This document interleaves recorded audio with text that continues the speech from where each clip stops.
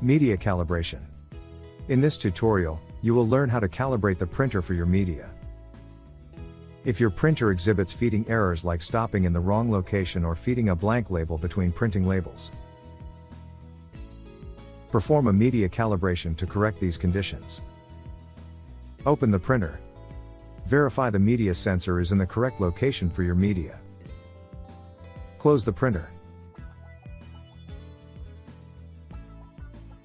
Press and hold the feed button until the status indicator blinks off and on twice, then release.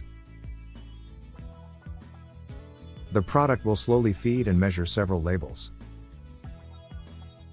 When calibration finishes normally, the status indicator will show steady green.